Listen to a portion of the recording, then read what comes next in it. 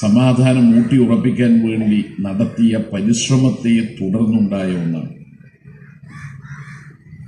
അവിടെയാണ് രാജീവനെ പോലുള്ള കമ്മ്യൂണിസ്റ്റുകാർ, UK കുഞ്ഞിരാമനെ പോലുള്ള കമ്മ്യൂണിസ്റ്റുകാർ ഈ നാടിനു വേണ്ടി ചെയ്യുന്ന ജീവത്യാഗം എന്നത് മനുഷ്യത്വം ഉയർത്തിപ്പിടിക്കുന്നതും മാനവിക മൂല്യങ്ങളെ അടിസ്ഥാനമാക്കിയുള്ളതുമാണ് എന്ന് നാം തിരിച്ചറിയണം. ഇന്നിപ്പോ രാജ്യമെമ്പാടും കലാപമുണ്ടാക്കാൻ വേണ്ടി ഇറങ്ങി പുറപ്പെട്ടിരിക്കുകയാണ് സംഘപരിവാർ. അതിനെ തടയാൻ കോൺഗ്രസ് ഇല്ല. UP യോഗി ആദിത്യനാഥ് എന്ന് പറയുന്ന വർഗീയവാദി ഭരിക്കുമ്പോൾ അവിടെ ന്യൂനപക്ഷ വേട്ട വ്യാപകമാണ്. ഭക്ഷണത്തിന്റെ പേരിൽ നടന്ന കൊലപാതകങ്ങൾ ഏറ്റവും കൂടുതൽ UPയിലായിരുന്നു. ഗോവധ നിരോധന നിയമത്തിന്റെ മറവിൽ നടത്തുന്ന സംഘപരിവാർ വേട്ട വ്യാപകമായി നടന്ന ഒരു സംസ്ഥാനമാണ് UP. പക്ഷെ ഇപ്പോ അതല്ല, അതിനപ്പുറമെത്തി. UPയിലാണ് വിവിധ ആരാധനാലയങ്ങൾ തകർക്കാൻ വേണ്ടിയുള്ള നീക്കങ്ങൾ നടത്തുന്ന ഇന്ത്യയിലെ ഒരു സംസ്ഥാനം. അവിടെയാണ് ഫത്തേപൂർ പള്ളി, അവിടെയാണ് സംബൽ പള്ളി. അങ്ങനെയുള്ള 10 മുസ്ലിങ്ങളുടെ ആരാധനാലയങ്ങൾ തകർക്കാൻ വേണ്ടി സംഘപരിവാർ പ്രത്യേകമായി ടീമുകളെ നിയോഗിച്ചിരിക്കുകയാണ്. ഫത്തേപൂർ പള്ളി പൊളിച്ചു കഴിഞ്ഞു.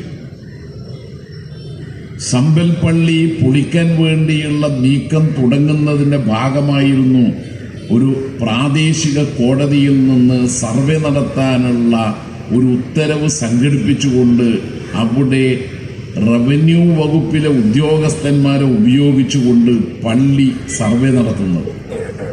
സർവേ എന്ന് പറഞ്ഞാൽ എന്താ? ഈ പള്ളി അതിന്റെ അടി കുഴിച്ചു നോക്കി മുമ്പ് ഇവിടെ ക്ഷേത്രത്തിന്റെ അവശിഷ്ടങ്ങൾ ഉണ്ടായിരുന്നു, ക്ഷേത്രം പൊളിച്ച് പള്ളി എടുത്തതാണോ, ഇത് നോക്കാനാണ്. അത് നോക്കണമെങ്കിൽ ആ പള്ളിയുടെ അടിത്തറ മാന്തണം, അല്ലാതെ അത് കണ്ടെത്താൻ കഴിയില്ല. അങ്ങനെ ചെയ്താൽ ആ പള്ളി പൊളിയും. 1991 ഒരു നിയമം പാർലമെന്റ് പാസാക്കിയിരുന്നു. അതിന്റെ പേരാണ് ആരാധനാലയ സംരക്ഷണ നിയമം. അത്തരമൊരു നിയമത്തിൽ പറയുന്ന വ്യവസ്ഥ എന്താ? 1947 ആഗസ്റ്റ് 15 ഇന്ത്യക്ക് സ്വാതന്ത്ര്യം കിട്ടുമ്പോൾ ആരാധനാലയങ്ങൾ ആരുടെ കൈവശമായിരുന്നുവോ, ആരാണ് ആരാധനാലയത്തിൽ പ്രാർത്ഥന നടത്താൻ പോകുന്നത്, ഏത് മതവിഭാഗത്തിൽപ്പെട്ടവരാണോ ആ ആരാധനാലയം കൈവശത്തിൽ ഇന്നുള്ളത്, അവരുടേതായിരിക്കും ആ ആരാധനാലയം. അതിനു മുമ്പ് എന്ത് സംഭവിച്ചാലും ഇന്ത്യക്ക് സ്വാതന്ത്ര്യം കിട്ടിയ ദിനത്തിന് മുമ്പുള്ള കാര്യങ്ങളെല്ലാം നാം അതോടുകൂടി മറക്കുകയാണ്. ഈ നിയമത്തിന്റെ ഒരു പ്രത്യേകത അതാണ്. നേരത്തെ ചില പള്ളികൾ തകർത്ത് ക്ഷേത്രമാക്കിയിട്ടുണ്ട്. നിരവധി ബുദ്ധക്ഷേത്രങ്ങൾ തകർത്തിട്ടുണ്ട്. നിരവധി ജൈന മതത്തിന്റെ കേന്ദ്രം കൈവശപ്പെടുത്തിയിട്ടുണ്ട്. ചില ക്ഷേത്രങ്ങൾ തകർത്തിട്ടുണ്ട്. ഏതെങ്കിലും ഒരു വിഭാഗത്തിന്റെ മാത്രം ആരാധനാലയങ്ങളല്ല ഇന്ത്യക്ക് സ്വാതന്ത്ര്യം കിട്ടുന്നതിന് മുമ്പ് മറ്റുള്ളവർ കൈവശപ്പെടുത്തിയത്. അങ്ങനെ പണ്ട് ആരായിരുന്നു ഈ ആരാധനാലയം കൈവശത്തിൽ പെടുത്തിയിരുന്നത് എന്ന് നോക്കി ഇന്ന് നിലവിലുള്ള ആരാധനാലയങ്ങൾ തകർക്കാൻ ഒരുമ്പെട്ടാൽ നാട്ടിൽ മനുഷ്യക്കുരുതി അതായിരിക്കും ഉണ്ടാവുക. രക്തമൊഴുകും. 1947 ഇന്ത്യയും പാകിസ്ഥാനുമായി നമ്മുടെ രാജ്യത്തെ വെട്ടിമുറിച്ചുകൊണ്ട് ബ്രിട്ടീഷുകാർ സ്വാതന്ത്ര്യം നൽകുമ്പോൾ അതിർത്തി പ്രദേശങ്ങളിൽ മനുഷ്യന്മാരുടെ മരണമാണ് നമ്മൾ കണ്ടത്. രക്തച്ചാലുകൾ ഒഴുകുകയായി. ഗാന്ധിജിയാണ് അവിടെ ഓടിയെത്തിയത്. ചെങ്കോട്ടയിൽ ജവഹർലാൽ നെഹ്റുവിന്റെ നേതൃത്വത്തിൽ ത്രിവർണ്ണ പതാക ഉയർത്തുമ്പോൾ, ദേശീയ പതാക ഉയർത്തുമ്പോൾ, അങ്ങ് അകലെ ഇന്ത്യയുടെ സ്വാതന്ത്ര്യത്തിന് വേണ്ടിയിട്ട് ജീവിതം മുഴുവൻ ഉഴഞ്ഞുവെച്ച ഗാന്ധിജി ഹിന്ദുക്കളും മുസ്ലിങ്ങളും തമ്മിൽ അങ്ങോട്ടും ഇങ്ങോട്ടും കലാപം നടത്തുന്ന സമയത്ത് മാനുഷാത, അരുത് അരുത് അരുത് എന്ന് പറഞ്ഞുകൊണ്ട് സമാധാനമുണ്ടാക്കാനുള്ള പരിശ്രമത്തിലായിരുന്നു. ഗാന്ധിജിയെ കാണാതായപ്പോൾ നെഹ്റു ഒരു ദൂതന്റെ കയ്യിൽ കത്ത് കൊടുത്തയച്ചു. ആ കത്തിൽ നെഹ്റു പറഞ്ഞു, അല്ലയോ മഹാത്മജി, താങ്കളില്ലാതെ എങ്ങനെയാണ് എനിക്ക് ദേശീയ പതാക ഉയർത്താൻ കഴിയുക? സ്വാതന്ത്ര്യത്തിനു വേണ്ടി എല്ലാം സമർപ്പിച്ച അങ്ങയുടെ സാന്നിധ്യമില്ലാതെ എനിക്കെങ്ങനെ സന്തോഷത്തോടെ പതാക ഉയർത്താൻ കഴിയും? അങ്ങ് ദയവായി വരിക. അതിന് അതേ സന്ദേശകന്റെ കയ്യിൽ ഗാന്ധിജി ഒരു മറുപടി കത്തയച്ചു. ആ കത്തിൽ ഗാന്ധിജി പറഞ്ഞു, നെഹ്റുജി, താങ്കൾ പതാക ഉയർത്തു, എനിക്കിവിടെ നിന്ന് വരാനൊക്കില്ല. ഇന്ത്യയുടെ സ്വാതന്ത്ര്യത്തിന് വേണ്ടി ഞാനും നിങ്ങളും പൊരുതിയപ്പോൾ വിഭാവനം ചെയ്ത ഒരു ക്ഷേമരാഷ്ട്രമുണ്ട്. എല്ലാ ജാതിയിലും മതത്തിലും പെട്ട മനുഷ്യന്മാർ സൗഹൃദത്തോടെ കഴിയുന്ന ഒരു രാജ്യം. എന്നാൽ ഇവിടെ ഇതാ ഇന്ത്യയും പാകിസ്ഥാനുമായി വെട്ടിമുറിച്ചപ്പോൾ അതിർത്തി പ്രദേശങ്ങളിൽ കലാപമാണ്. മനുഷ്യന്മാർ തമ്മിൽ തല്ലിക്കൊല്ലുകയാണ്. എങ്ങനെ എനിക്ക് സന്തോഷിക്കാൻ കഴിയും? ഇതിനായിരുന്നില്ല ബ്രിട്ടീഷുകാർക്കെതിരായി പൊരുതിയത്. അങ്ങനെയുള്ള സന്ദർഭങ്ങളിൽ മനുഷ്യത്വം ഉയർത്തിപ്പിടിക്കുന്ന ഒരു പാർട്ടിയാണ് കമ്മ്യൂണിസ്റ്റ് പാർട്ടി, CPIM. അതുകൊണ്ടാണ് ഇവിടെ സഖാവ് രാജീവനും കൂത്തുപറമ്പിലെ മെരുവമ്പായിൽ അന്ന് പാർട്ടിയുടെ ലോക്കൽ കമ്മിറ്റി അംഗമായിരുന്ന കുഞ്ഞിരാമനും ഈ നാടിന്റെ സമാധാനത്തിനു വേണ്ടി വർഗീയതക്കെതിരായി, അവരുടെ ചെയ്തികൾക്കെതിരായി പൊരുതിയത്. ഇന്നിപ്പോ ഫത്തേപൂർ പള്ളി പൊളിച്ചതിന് ശേഷം സുപ്രീം കോടതി ഇടപെട്ടു. സുപ്രീം കോടതി പറഞ്ഞു, പ്രാദേശിക കോടതികളൊന്നും തന്നെ സർവേ നടത്താനുള്ള ഉത്തരവ് നൽകുകയോ പള്ളികളുടെ ഉടമസ്ഥാവകാശം സംബന്ധിച്ച തർക്കത്തിൽ വിധി പറയുകയോ ചെയ്യാൻ പാടില്ല. മതനിരപേക്ഷത ഉയർത്തിപ്പിടിച്ച ഒരു സുപ്രധാനമായ വിധിയായിരുന്നു അത്. 10 പള്ളികൾ ഇതിനകം പൊളിക്കാനുള്ള പരിപാടിയാണ് സംഘപരിവാർ ആസൂത്രണം ചെയ്തത്.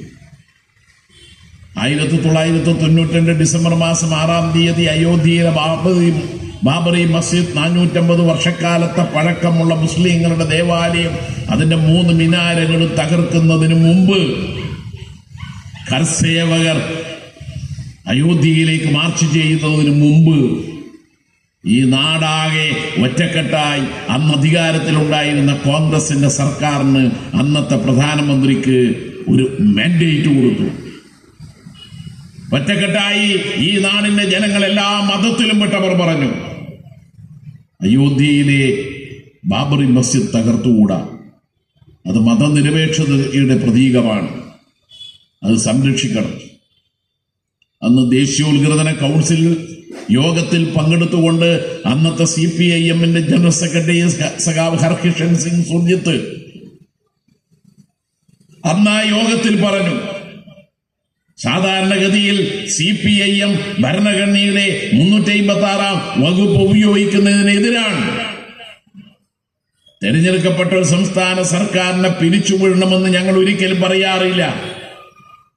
ഇന്ത്യയിൽ അതിന്റെ ആദ്യത്തെ ഇര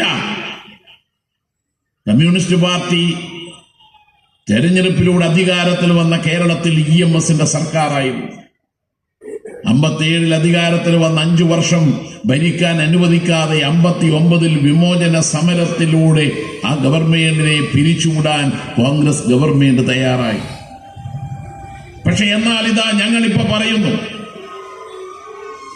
നമ്മുടെ രാജ്യത്തിന്റെ മതനിരപേക്ഷത സംരക്ഷിക്കാൻ വേണ്ടി 356-ാം വകുപ്പ് വേണമെങ്കിൽ അത് ഉപയോഗിച്ചിട്ടായാലും ബാബറി മസ്ജിദ് സംരക്ഷിക്കാൻ കേന്ദ്ര സർക്കാർ നടപടി സ്വീകരിക്കണം. ഞങ്ങൾ അതിനെല്ലാം പിന്തുണയുന്നത്. പക്ഷേ അന്നത്തെ പ്രധാനമന്ത്രി നരസിംഹറാവു പട്ടാളത്തെ ജില്ലാ ആസ്ഥാനത്ത് അവിടെ തടങ്കല്ലാക്കി ആ പള്ളി പൊളിക്കാൻ എല്ലാ സംഘപരിവാറുകാർക്കും സഹായം ചെയ്തു കൊടുക്കുകയാണ് ചെയ്തത്. കോൺഗ്രസിന്റെ സഹായം ഇല്ലായിരുന്നുവെങ്കിൽ അയോധ്യയിലെ പള്ളി പൊളിക്കാൻ കഴിയുമായിരുന്നില്ല. 1992 ഡിസംബർ മാസം 6-ാം തീയതിയിലെ ആ സംഭവത്തെ കുറിച്ച് അന്നത്തെ രാഷ്ട്രപതി പറഞ്ഞു, ഇന്ത്യയുടെ ഒരു കറുത്ത ദിനം. നമ്മുടെ രാജ്യത്തിന്റെ സ്വാതന്ത്ര്യത്തിന് ശേഷമുണ്ടായ ഏറ്റവും പ്രധാനപ്പെട്ട, ഒരിക്കലും പൊറുക്കാൻ കഴിയാത്ത, മറക്കാൻ കഴിയാത്ത ഒരു കറുത്ത ദിനം. 1948 ജനുവരി മാസം 30-ാം തീയതി ഗാന്ധിജിയെ RSSകാർ വെടിവെച്ച് കൊന്നപ്പോൾ ഉണ്ടായതുപോലെയുള്ള ദിനം അന്നത്തെ രാഷ്ട്രപതി വിശേഷിപ്പിച്ചത് അതായിരുന്നു. യഥാർത്ഥത്തിൽ കോൺഗ്രസ്, റാവുവിന്റെ നേതൃത്വത്തിലുള്ള സർക്കാർ അന്ന് ചെയ്ത മഹാപാതകം ആർക്കും മറക്കാൻ കഴിയുന്നതല്ല. കോൺഗ്രസിന്റെ ചരിത്രം എന്ന് പറയുന്നത് ഈ വർഗീയ ശക്തികളുമായി കൂടിച്ചേർന്നുകൊണ്ട് മുന്നോട്ട് പോയ ചരിത്രമാണ്. റാവുവിന്റെ ചിത്രം നിങ്ങൾ ഇപ്പൊ കോൺഗ്രസിന്റെ ഒരു പരിപാടിയിലും കാണില്ല. കോൺഗ്രസിന്റെ നേതാക്കന്മാരുടെ ചിത്രം സോണിയാഗാന്ധിയുടെയും രാഹുൽ ഗാന്ധിയുടെയും പ്രിയങ്ക ഗാന്ധിയുടെയും റോബർട്ട് വധേരിയുടേത് പോലും കാണും. വയനാട്ടിൽ പ്രിയങ്ക ഗാന്ധി മത്സരിച്ചപ്പോൾ അവിടെ കിറ്റ് വിതരണം ചെയ്യാൻ തയ്യാറാക്കിയ കിറ്റിന്റെ കവറിൽ പ്രിയങ്ക ഗാന്ധിയുടെ, രാഹുൽ ഗാന്ധിയുടെ, സോണിയാഗാന്ധിയുടെ, റോബർട്ട് വധേരിയുടെ ചിത്രം പോലും ഉണ്ടായിരുന്നു. എന്നാലും നരസിംഹറാവുവിന്റെ ചിത്രം ഇപ്പോൾ ഒരൊറ്റ കോൺഗ്രസ്സുകാരന് വെക്കുന്നില്ല. പക്ഷേ നമ്മുടെ അമ്മമാരും ഉമ്മമാരും കരയുന്ന കുട്ടികളുടെ കരച്ചിലടക്കാൻ വേണ്ടി വീട്ടിൽ സൂക്ഷിച്ചു വെച്ച ഈ ഫോട്ടോ കാണിക്കും. ഈ ഫോട്ടോ കണ്ടാൽ കരയുന്ന കുട്ടി കരച്ചിൽ നിർത്തും. കാരണം കുട്ടി കണ്ടാൽ തന്നെ പേടിയുണ്ടാക്കുന്ന ഒരു മുഖമാണ് നരസിംഹറാവുവിന്റെ. ഇപ്പൊ ആ ഫോട്ടോ കോൺഗ്രസ്സുകാർക്ക് വേണ്ട, കരയുന്ന കുട്ടിയുടെ കരച്ചിലടക്കാൻ വേണ്ടി ഉമ്മമാരും അമ്മമാരും എടുക്കുന്ന ഫോട്ടോ ആയി മാറിയില്ലേ? കോൺഗ്രസ് ഇപ്പൊ ചെയ്തുകൊണ്ടിരിക്കുന്നത് എന്താ? ഈ നാടിന്റെ മതസൗഹാർദ്ദവും മതനിരപേക്ഷതയും സംരക്ഷിക്കാൻ വേണ്ടി എന്തെങ്കിലും പങ്ക് അവർക്ക് ചെയ്യാൻ കഴിയുമെങ്കിൽ ചെയ്യേണ്ടത് UP-യിലല്ലേ, ചെയ്യേണ്ടത് ഗുജറാത്തിലല്ലേ? ഇനി അവർ ഭരിക്കുന്ന ഹിമാചൽ പ്രദേശിലെങ്കിലും ചെയ്യണ്ടേ? ഹിമാചൽ പ്രദേശിലാണ് കുറച്ചു മുമ്പ് സഞ്ജൌലി പള്ളി എന്ന് പറയുന്ന ഒരു പള്ളി തകർക്കാൻ സംഘപരിവാർ ആസൂത്രണമായ പദ്ധതി തയ്യാറാക്കിയപ്പോൾ അതിന് സഹായം ചെയ്തു കൊടുത്ത നടപടി കോൺഗ്രസ് ഭരിക്കുന്ന ഹിമാചൽ പ്രദേശിലുണ്ടായത്. ഹിമാചൽ പ്രദേശിലെ ഒരു മന്ത്രിയാണ് വിക്രമാദിത്യ സിംഗ്. അദ്ദേഹം അവിടെയുള്ള ഒരു പൊതുയോഗത്തിൽ പ്രസംഗിച്ചു, ഇനി മുതൽ ഈ സഞ്ജൌലി ടൗണിലുള്ള എല്ലാ കടയുടമകളും ആ കട ഉടമയുടെ പേര് എഴുതി പ്രദർശിപ്പിക്കണം. രാജ്യത്ത് ഒരിടത്തും ഇല്ലാത്തതാണ്. പേരെഴുതി പ്രദർശിപ്പിച്ചു. ഉദ്യോഗസ്ഥന്മാർ അവിടെ പോയി എല്ലാവരോടും പറഞ്ഞതിനെ തുടർന്നു. സഞ്ജൌലി പള്ളി പൊളിക്കുമ്പോ ഈ പേര് നോക്കിയിട്ടായിരുന്നു കടകൾ തകർത്തത്. വിക്രമാദിത്യ സിംഗ് എന്ന് പറയുന്നത് ഹിമാചൽ പ്രദേശിലെ കോൺഗ്രസിന്റെ മന്ത്രിയാ. അദ്ദേഹം നടത്തിയ പ്രസംഗമാണ് അവിടെ കലാപത്തിനിടയാക്കിയത്. അല്ലയോ കോൺഗ്രസ്സുകാരെ, നിങ്ങൾ ഗാന്ധിജിയുടെ കോൺഗ്രസ് ആണോ? നെഹ്റുവിന്റെ മതനിരപേക്ഷ പാരമ്പര്യം ഉയർത്തിപ്പിടിക്കുന്ന കോൺഗ്രസ് ആണോ? എങ്കിൽ അങ്ങനെയല്ലല്ലോ നിങ്ങൾ ചെയ്യേണ്ടത്. കോൺഗ്രസ് ഭരിക്കുന്ന സംസ്ഥാനങ്ങളിലും ഗോവധ നിരോധന നിയമം പാസാക്കിയില്ലേ? കോൺഗ്രസ് ഭരിക്കുന്ന സംസ്ഥാനങ്ങളിലും സംഘപരിവാർ ചെയ്യുന്ന രീതിയിൽ കാര്യങ്ങൾ ചെയ്യാൻ തുടങ്ങിയില്ലേ? യുപിയിലേക്ക് വന്നാൽ സമ്പൽ പള്ളിയുടെ സംരക്ഷണത്തിനു വേണ്ടി പോയ മതവിശ്വാസികളെ വെടിവെച്ച് കൊല്ലുന്ന സന്ദർഭത്തിൽ എവിടെ പോയി കോൺഗ്രസുകാർ? ഡൽഹി എന്ന് പറയുന്ന രാജ്യത്തിന്റെ തലസ്ഥാന നഗരം, അവിടെയാണ് ജഹാംഗീർപൂരിൽ ഒരു കോടതി വിധിയുടെ മറവിൽ മുസ്ലിങ്ങളുടെ വീടുകൾ, കടകൾ, പള്ളി ഒക്കെ തകർക്കാൻ ബുൾഡോസറുമായി രംഗത്ത് വന്നത്. ആ ബുൾഡോസർ രാജ് വന്നപ്പോ അവിടെ ഓടിയെത്തിയത് ഡൽഹിയിൽ ഒരുപാട് കോൺഗ്രസ് നേതാക്കന്മാർ അവിടെ കേന്ദ്ര സർക്കാരിന്റെ ഔദ്യോഗിക വസതി ഉപയോഗിച്ച് താമസിക്കുന്നുണ്ടെങ്കിലും ഓടിയെത്തിയത് CPIM-ന്റെ ആ ഝാൻസി റാണിയായ വൃന്ദ കാരാട്ടാണ്. ആ വൃന്ദ കാരാട്ടാണ് അടുത്ത ദിവസം ഇവിടെ കോഴിക്കോട് വരാൻ പോകുന്നത്. ആ വൃന്ദ കാരോട്ട് ആ ബുൾഡോസറുമായി വന്ന ഉദ്യോഗസ്ഥന്മാരുടെ നേരെ ചൂണ്ടി പറഞ്ഞു. ആ ബുൾഡോസർ രാജിനെതിരെ ആ കമ്മ്യൂണിസ്റ്റുകാരുടെ കൈവിരൽ ഉയർന്നപ്പോ നിങ്ങൾക്ക് അവസാനിപ്പിക്കേണ്ടി വന്നില്ലേ കോൺഗ്രസ്? BJP-ക്കാരുണ്ടായോ? കോൺഗ്രസുകാരുണ്ടായോ? അപ്പൊ കോൺഗ്രസും BJP-യും എളാപ്പ മൂത്താപ്പ മക്കളെ പോലെയാണ് വർഗീയതയോടുള്ള സമീപനത്തിൽ നിന്ന് നമ്മൾ തിരിച്ചറിയണം. ഇവിടെ കമ്മ്യൂണിസ്റ്റുകാർ മാത്രമേ ഉള്ളൂ. ഒരു കാര്യം വ്യക്തമാണ്, കമ്മ്യൂണിസ്റ്റ് പാർട്ടി ഇപ്പോൾ ഉണ്ടായ ഈ പശ്ചാത്തലത്തിൽ കോടതിയിൽ കക്ഷിയേറുന്നു. CPIM കക്ഷിയേറുന്നു. എന്താ കക്ഷിയേർന്നുകൊണ്ട് CPIM പറഞ്ഞത്? ബഹുമാനപ്പെട്ട സുപ്രീം കോടതി നാടാകെ കലാപമുണ്ടാക്കാൻ വേണ്ടി പരിശ്രമിക്കുന്ന ഈ ഘട്ടത്തിൽ ഇടപെടണം.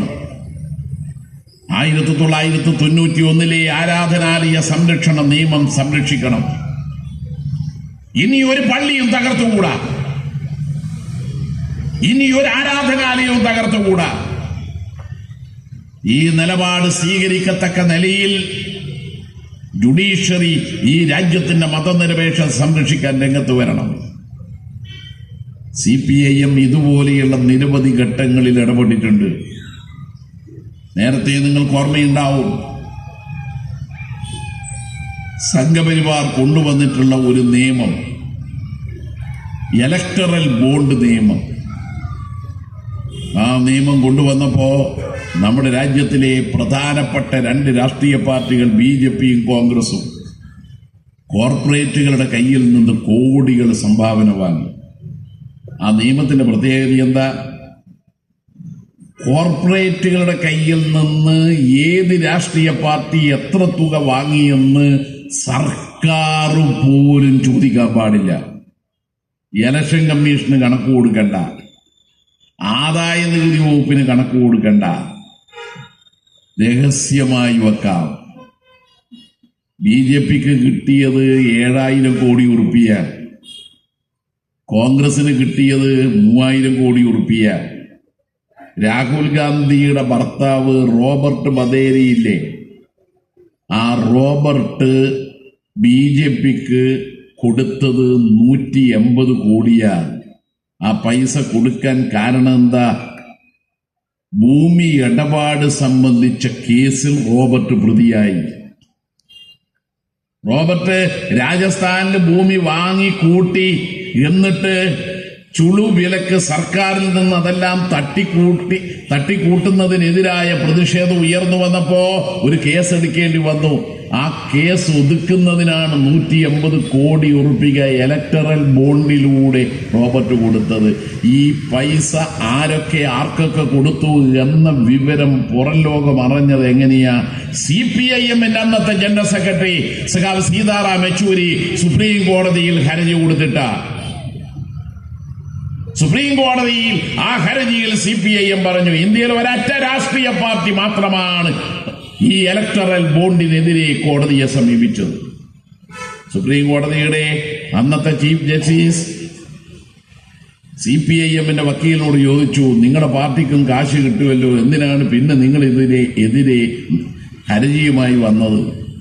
അപ്പോൾ പാർട്ടിയുടെ വക്കീൽ പറഞ്ഞു, ബഹുമാനപ്പെട്ട കോടതി, ഞാൻ പ്രതിദാനം ചെയ്യുന്ന പാർട്ടിയുടെ ഒരു തീരുമാനമാണ് ഇലക്ടറൽ ബോണ്ടിലൂടെ പണം വാങ്ങാൻ പാടില്ല എന്ന് മാത്രമല്ല, കോർപ്പറേറ്റുകളുടെ കയ്യിൽ നിന്ന് പണം വാങ്ങാൻ പാടില്ല. സുർജിത്ത് ജനറൽ സെക്രട്ടറിയായ ഘട്ടത്തിൽ AK ഗോപാലൻ ഭവനിൽ ഡൽഹിയിൽ ഒരാൾ വന്നിട്ട് പറഞ്ഞു, നിങ്ങളുടെ പാർട്ടിയുടെ PB നേതാക്കൾക്കുള്ള എല്ലാ കാലത്തേക്കും ഫ്ലൈറ്റ് ടിക്കറ്റ് ഞങ്ങൾ തരാം, നിങ്ങൾ പേര് വിവരങ്ങൾ തന്നാൽ മതി, എവിടെയാണോ നിങ്ങൾ യാത്ര ചെയ്യുന്നത് ആ യാത്രയുടെ മുഴുവൻ ചെലവ് ഞങ്ങൾ എടുത്തോളാം. അതിന് സുർജിത്ത് പറഞ്ഞത്, നിങ്ങൾ ഇവിടെ കയറി വന്ന ഒരു അതിഥിയായതുകൊണ്ട് ചവിട്ടി പുറത്താക്കുന്നില്ല, പക്ഷേ CPIM നിങ്ങളുടെ കയ്യിൽ നിന്ന് ഒരു സഹായവും പറ്റി പ്രവർത്തിക്കുകയല്ല, ഈ നാടിന്റെ ജനങ്ങളിൽ നിന്നാണ് സഹായം തേടുന്നത്. ആ പാർട്ടി ആ പാരമ്പര്യം ഉയർത്തിപ്പിടിച്ചുകൊണ്ടാണ് ഇലക്ട്രൽ ബോണ്ടിനെതിരെ പോയത്. ഞങ്ങൾ പറഞ്ഞപ്പോ സുപ്രീം കോടതിക്ക് തോന്നി, ഇത് ആർക്കെല്ലാമാണ് പൈസ കൊടുത്തത് എന്ന് ഈ നാടറിയണം. അങ്ങനെ സുപ്രീം കോടതി ഇലക്ട്രൽ ബോണ്ടിലൂടെ കിട്ടിയ പണം ഏതൊക്കെ രാഷ്ട്രീയ പാർട്ടികൾക്ക് എന്ന് വ്യക്തമായി റിപ്പോർട്ട് നൽകാൻ വേണ്ടി സ്റ്റേറ്റ് ബാങ്ക് ഓഫ് ഇന്ത്യയോട് പറഞ്ഞു. അവർ സീൽ ചെയ്ത കവറിൽ സുപ്രീം കോടതി കൊടുത്തു. കോടതി അത് തുറന്നു നോക്കി, ഞെട്ടിപ്പോയി. രാജ്യം ഭരിക്കുന്ന പാർട്ടിക്ക് 7,000 കോടി, മറ്റൊരു പാർട്ടിക്ക് 3,000 കോടി, കോൺഗ്രസിന്.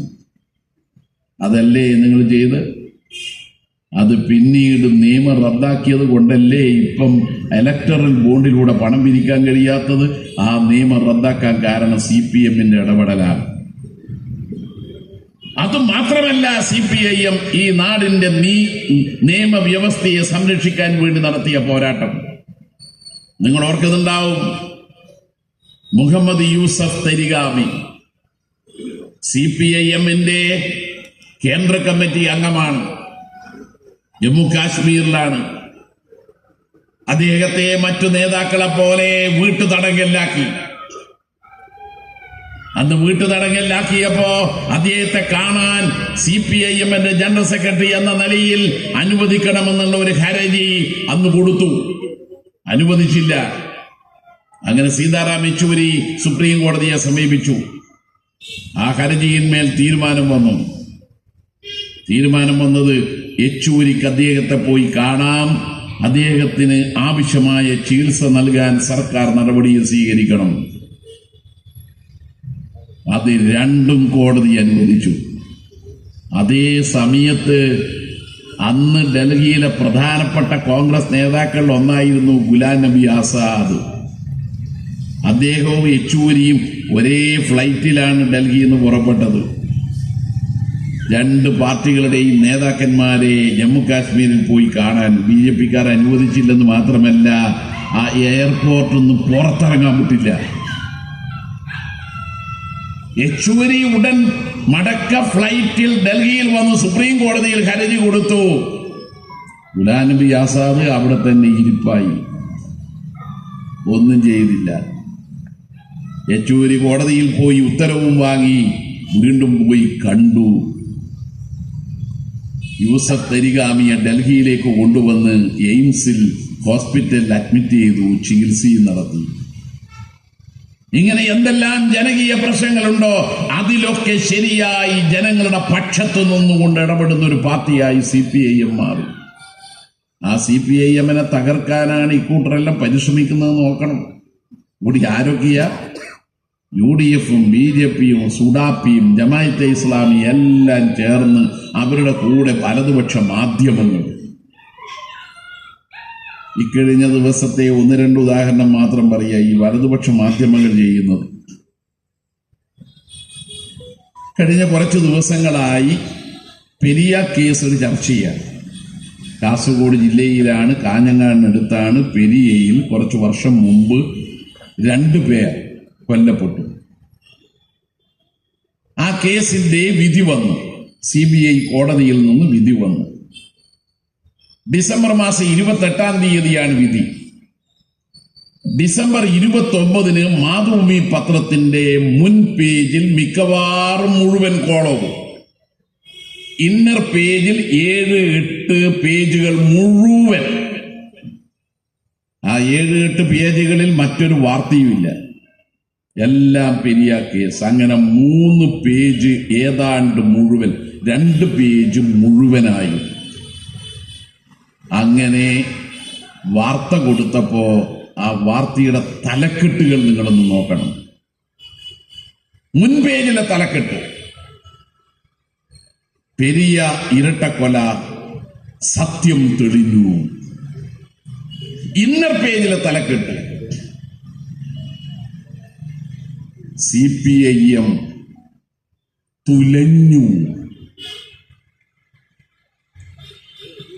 4-ാം തീയതി 28-ാം തീയതിയത്തെ വാർത്ത ഇവർ കുറ്റക്കാരാണെന്ന് പറയുക മാത്രമാണ്. 24 പേരുള്ള കേസിൽ 10 പേരെ വെറുതെ വിട്ടത് മാതൃഭൂമിക്ക് വാർത്തയല്ല. പക്ഷേ കുറ്റക്കാർ CPIM-ന്റെ ജില്ലാ സെക്രട്ടേറിയറ്റ് അംഗവും മുൻ MLA-യും അടക്കം കുറ്റക്കാർ. 4-ാം തീയതി ശിക്ഷയുടെ വാർത്ത വന്നു. 3-നാണ് വിധി പറയുന്നത്, 4-ന് വാർത്ത വന്നു മാതൃഭൂമിയിൽ. ഇതേ രീതിയിൽ മുൻ പേജ് മിക്കവാറും മുഴുവൻ വാർത്ത, 7-8 പേജുകളിൽ പൂർണ്ണമായി വാർത്ത. തലക്കെട്ട് ഞെട്ടിപ്പോയി CPIM, എല്ലാവരും ജയിലിലേക്ക്, CPIM നേതാക്കൾ ഉൾപ്പെടെ. ഈ വാർത്താ തലക്കെട്ടിൽ നിന്ന് വ്യക്തമാണ് CPIM വിരുദ്ധ പ്രചാരവേല ശക്തമായി നടത്തുന്നതിൽ ഒരു മടിയും കാണിക്കാത്തവരാണ് മാതൃഭൂമി. നിഷ്പക്ഷമെന്നവർ പറയുന്നു എങ്കിൽ നിങ്ങളോട് ചോദ്യം, നിങ്ങളൊരു നിഷ്പക്ഷ പത്രമാണെന്ന് ഇനി പറയാൻ പാടില്ല. കാരണം എന്താ? ഈ കോഴിക്കോട് ജില്ലയിലെ നാദാപുരത്തെ ഷിബിൻ വധക്കേസിന്റെ വിധി വന്നത് 2024 ഒക്ടോബർ 14-നാണ്. ആ കേസിലെ പ്രതികൾക്കെല്ലാം ജീവപര്യന്തമാണ് ശിക്ഷ. ആ വാർത്ത മാതൃഭൂമി കൊടുത്തത് എങ്ങനെയാ? മുൻ പേജിൽ ഒന്നുമില്ല, 7-8 പേജുകളിൽ ഒന്നുമില്ല, 10-ാം പേജിൽ ഒരു ചരമക്കോളം വാർത്ത. ഷിബിൻ വധക്കേസ് RSS BJP പ്രവർത്തകന്മാരായ കൊലക്കേസിലെ പ്രതികളെ ജീവപര്യന്തത്തിന് ശിക്ഷിച്ചു. ഇതാ വാർത്ത. പെരിയ കേസിൽ 3 പേജ് മുഴുവൻ വാർത്ത കൊടുത്ത മാതൃഭൂമി നിഷ്പക്ഷമാണെങ്കിൽ നിങ്ങൾ എന്തേ 2024 ഒക്ടോബർ 14-ന് ഷിബിൻ കേസിലെ പ്രതികളായ ലീഗുകാരെ ജീവപര്യന്തം ശിക്ഷിച്ചത് മുൻ പേജിൽ സ്ഥാനം പിടിക്കാതിരുന്നത്?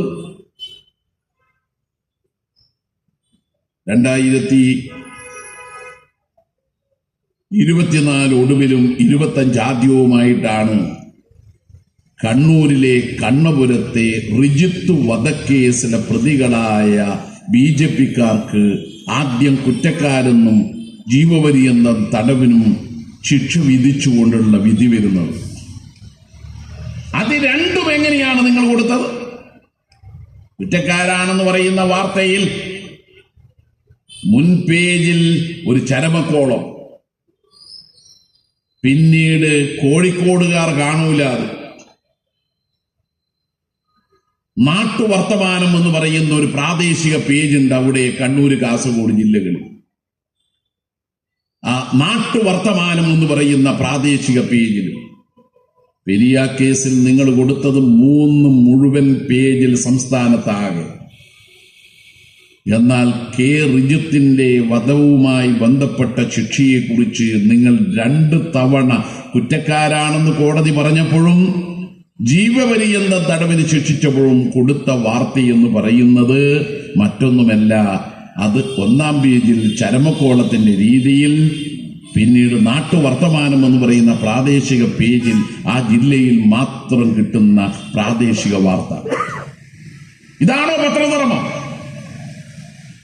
എത്രമാത്രമാണ് CPIM വിരുദ്ധ പ്രചാരണത്തിന് വേണ്ടി നിങ്ങൾ ആ പത്രവും മനോരമയടക്കമുള്ള പത്രവും മറ്റ് ചാനലുകളും ഇക്കാര്യങ്ങൾ പ്രയോജനപ്പെടുത്തുന്നത്? എത്ര സ്പേസ്, എത്ര സമയം, എത്ര ചർച്ചകൾ CPIM വിരുദ്ധ പ്രചാരവേലയ്ക്ക് വേണ്ടി ഉപയോഗിക്കുന്നു? ഇവിടെയാണ് നാം തിരിച്ചറിയേണ്ടത്.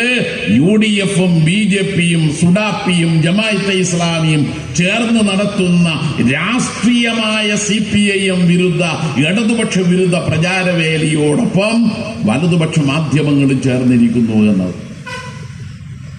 നുണ പ്രചരിപ്പിക്കുന്നതിൽ ഒരു മടിയുമില്ല. മുൻ MLA-യും CPIM-ന്റെ ജില്ലാ സെക്രട്ടേറിയറ്റ് അംഗം, കാസർഗോഡ് ജില്ലാ സെക്രട്ടേറിയറ്റ് അംഗവുമായ KV കുഞ്ഞിരാമനെ മാതൃഭൂമി തന്നെ ശിക്ഷിച്ചതിനെ കുറിച്ച് 30-ാം തീയതി കൊടുത്ത ഫോളോ അപ്പ് വാർത്ത, അതിൽ മാതൃഭൂമി പറഞ്ഞു, ഇന്ത്യൻ ശിക്ഷാ നിയമം 225 പ്രകാരം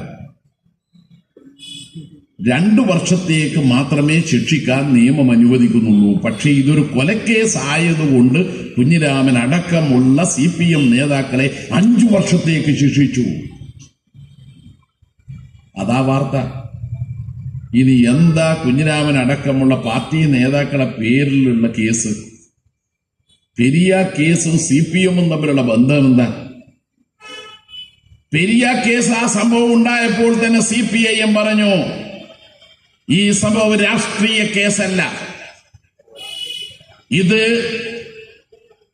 വിരോധം തീർക്കുന്നതിന് വേണ്ടി നടത്തിയ ഒരു കൊലപാതകമാണ്. കൊല്ലപ്പെട്ടവർ നേരത്തെ വധക്കേസിലും വധശ്രമക്കേസിലും പ്രതിയാണ്. ഈ കേസിൽ പ്രതികളായ ചിലരെ ഈ 2 പേരും മാരകമായി വെട്ടിപ്പരിക്കേൽപ്പിച്ചിരുന്നു. അതിനും കേസുണ്ട്. അത് അങ്ങോട്ടും ഇങ്ങോട്ടും നടന്നിട്ടുള്ള വ്യക്തിവിരോധത്തിന്റെ അടിസ്ഥാനത്തിലുള്ള സംഭവമാണ്. നേരത്തെ പെരിയ കേസിൽ കൊല്ലപ്പെട്ട 2 പേരും നടത്തിയ അക്രമ സംഭവങ്ങൾ അക്കമിട്ട് പറയാൻ കഴിയും. പക്ഷെ എന്നാലും കമ്മ്യൂണിസ്റ്റുകാർ പറയുന്നത് ഒരു മനുഷ്യനെ പോലും കൊല്ലാൻ പാടില്ല. മാനവികത ഉയർത്തിപ്പിടിക്കുന്ന ഒരു പാർട്ടിയാണ് CPIM.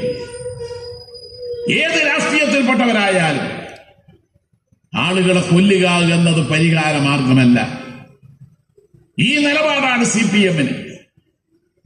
പക്ഷെ KV കുഞ്ഞിരാമൻ അടക്കമുള്ള CPIM പ്രവർത്തകന്മാരെയും നേതാക്കന്മാരെയും CBI ഈ കേസിൽ ബന്ധപ്പെടുത്തിയത് ഒരു തെളിവുമില്ലാതെയാണ്. CPIM അന്ന് സ്വീകരിച്ച നിലപാട്, ഇതിൽ ആരാണോ കുറ്റക്കാർ അവരെ പിടിക്കാം. പക്ഷെ ഒരു തെറ്റും ചെയ്യാത്ത ആളുകളെ CBI കേസന്വേഷണം ഏറ്റെടുത്തപ്പോൾ പ്രതികളാക്കി. അങ്ങനെ പ്രതികളാക്കിയതിനെ തുടർന്നാണ് KV കുഞ്ഞിരാമനും മണികണ്ഠനും ഉൾപ്പെടെയുള്ളവർ പ്രതികളായത്. അവർ എന്ത് ചെയ്തു എന്നാ CBI കുറ്റപത്രത്തിൽ പറയുന്ന? ഇവർ 2019 ഫെബ്രുവരി മാസം 18-ാം തീയതി പെരിയയിൽ 2 പേർ കൊല്ലപ്പെട്ടത് 17-ാം തീയതിയാണ്. 18-ാം തീയതി എന്ന് പറയുമ്പോൾ തൊട്ടടുത്ത ദിവസം ആ കേസിലെ 2-ാം പ്രതിയായ സജി C ജോർജിനെ പോലീസ് ജീപ്പിൽ നിന്ന് കുഞ്ഞിരാമന്റെ നേതൃത്വത്തിൽ മോചിപ്പിച്ചു കൊണ്ടുപോയി. ഇതാണ് കുറ്റം, CBI ആരോപിക്കുന്ന കുറ്റം. ആ കുറ്റം ഇവർ ചെയ്തിട്ടുണ്ടോ ഇല്ലയോ? വസ്തുത നോക്കിയാൽ മനസ്സിലാവും. ഈ സജി ജോർജിനെ പോലീസ് അറസ്റ്റ് ചെയ്യുന്നത് ഫെബ്രുവരി 20-ന്. സജി ജോർജിനെ പോലീസ് ജീപ്പിൽ നിന്ന് മോചിപ്പിച്ചതായി CBI-യുടെ കേസിൽ പറയുന്ന കുറ്റപത്രം ഫെബ്രുവരി 18-ന്. എങ്ങനെയാണോ ഫെബ്രുവരി 20-ന് അറസ്റ്റ് ചെയ്ത ആളെ ഫെബ്രുവരി 18-ന് മോചിപ്പിക്കുക? പോലീസ് പിടിക്കണ്ടേ? ജീപ്പിൽ ഇരുത്തണ്ടേ? പച്ചക്കള്ളമായിരുന്നു. മാത്രമല്ല, അന്ന് പോലീസ് ജീപ്പിൽ ഉണ്ടായിരുന്ന 2 പേർ SI-യും ASI-യും അവരുടെ സാന്നിധ്യത്തിലാണ് ഈ പോലീസ് ജീപ്പിൽ ഉണ്ടായിരുന്നവരെ മോചിപ്പിച്ചത് എന്ന് CBI എഴുതി വെച്ചിരിക്കുകയാണ്. നുണയായിരുന്നു അത്. കാരണം എന്താ?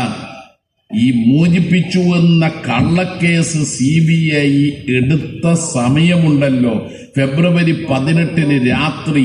ആ രാത്രി പോലീസ് സ്റ്റേഷൻ 12 കിലോമീറ്റർ അകലെയുള്ള ബേക്കൽ പോലീസ് സ്റ്റേഷനിൽ SIയും ASI ഉണ്ട്. അവരവിടെ ഉണ്ടായിരുന്നു എന്ന് മാത്രമല്ല, പോലീസ് സ്റ്റേഷനിലെ പ്രധാനപ്പെട്ട രേഖയാണ് GD, ജനറൽ ഡയറി. ആ ഡയറിയിൽ അവർ ഡ്യൂട്ടി നിർവഹിച്ചത് എഴുതി വെച്ചിട്ടുണ്ട്. എഴുതി വെച്ചത് എന്താ? 2019 ഫെബ്രുവരി 18 ഇത്ര മണിക്ക് ഞങ്ങൾ ബേക്കൽ പോലീസ് സ്റ്റേഷനിൽ ഡ്യൂട്ടിയിലിരിക്കെ ഒരാൾ പരാതിയുമായി വന്നു. പരാതി ഇന്നതാണ്. ആ പരാതിയിന്മേൽ FI സ്റ്റേറ്റ്മെന്റ് എടുത്തു. അത് പ്രകാരം FIR രജിസ്റ്റർ ചെയ്തു. എഴുതി വെച്ചിരിക്കുകയാണ് ASI. എഴുതി വെച്ചതിന്റെ മേലെ SIയും അതിന്റെ മേലെ എഴുതിയിരിക്കുകയാണ്, ഈ കാര്യങ്ങൾ ചെയ്യുമ്പോൾ ഞാനും ഡ്യൂട്ടിയിൽ ഉണ്ടായിരുന്നു. 2019 ഫെബ്രുവരി 18 12 കിലോമീറ്റർ അകലെയുള്ള ഒരിടത്ത് വെച്ച് ഒരു പോലീസ് ജീപ്പിൽ ഉണ്ടായിരുന്ന ആളെ കുഞ്ഞിരാമനടക്കം മോചിപ്പിച്ച് കൊണ്ടുപോകുമ്പോൾ അവിടെ ഉണ്ടായിരുന്ന ഉദ്യോഗസ്ഥന്മാർ 12 കിലോമീറ്റർ അകലെയുള്ള ആ സ്റ്റേഷനിൽ എങ്ങനെയാ ഇരിക്കുക, എങ്ങനെയാ ഡ്യൂട്ടി എഴുതി വെക്കുക? ആ രേഖകളെല്ലാം ഹൈക്കോടതി അപ്പീലിന്റെ സമയത്ത് ഹാജരാക്കി. FIRന്റെ കോപ്പി ഹാജരാക്കി. FI സ്റ്റേറ്റ്മെന്റിന്റെ സമയം നോക്കി. CBI കുറ്റപത്രം ഇവരെ പേരിൽ ചുമത്തിയ സമയം നോക്കി. രണ്ടും ഒരേ സമയം. ഹെലികോപ്റ്റർ എടുത്തു പോയാൽ പോലും എത്തൂല. ആ പച്ച നുണയാണ് പൊളിഞ്ഞത്. ആ പച്ച നുണയെയാണ് മാതൃഭൂമി ഉൾപ്പെടെയുള്ള വലതുപക്ഷ മാധ്യമങ്ങൾ വിശ്വസിച്ചത്. ഞാൻ മാധ്യമ സുഹൃത്തുക്കളോട് ചോദിച്ചു, ഏതെങ്കിലും ഒരു കൊലക്കേസ് ശിക്ഷിക്കപ്പെട്ടു 4ാമത്തെ ദിവസം ഹൈക്കോടതി ഇടപെട്ട് ജയിലിൽ നിന്ന് പുറത്തേക്ക് വിട്ട ഒരു കേസ് പറ സമീപകാലത്ത്? അപ്പൊ CBI എന്നത് കൂട്ടിലിട്ട തത്തയാണ്. ആ കൂട്ടിലിട്ട തത്തയെ ഉപയോഗിച്ച് CPIM-നെ വേട്ടയാടുകയായിരുന്നു. ഇത് ഒറ്റപ്പെട്ട സംഭവമല്ല കേട്ടോ. ഇതിപ്പോ ഏറ്റവും ഒടുവിൽ നമ്മുടെ മുമ്പിൽ നമ്മുടെ തെളിവായി നമുക്ക് കിട്ടിയ വിവരങ്ങളുടെ അടിസ്ഥാനത്തിൽ പറയാം. എന്നാൽ CPIM-ന്റെ PB അംഗവും കേരളത്തിലെ മുഖ്യമന്ത്രിയുമായ പിണറായി വിജയന്റെ രക്തം കുടിക്കാൻ മോഹിച്ചു നടക്കുന്ന ചിലരുണ്ടല്ലോ, അവരെന്തെല്ലാം പ്രചാരവേല പിണറായി വിജയനെതിരായി നടത്തി, പിണറായി വിജയന്റെ കുടുംബത്തിനെതിരായി നടത്തി. ഇന്നും വാർത്തയുണ്ടായിരുന്നല്ലോ,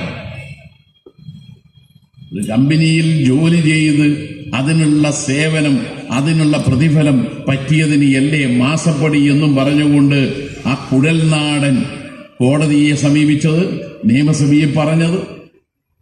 ഇതിപ്പോ കുഴൽനാടനെ കാണാനുണ്ടോ? കുഴൽനാടൻ പറഞ്ഞ മാസപ്പടിയെ മലയാള മനോരമ മുൻ പേജിൽ 8 കോണം വാർത്തയാക്കിയല്ലോ. വിജിലൻസ് കോടതി അത് തള്ളി, ഹൈക്കോടതി തള്ളി.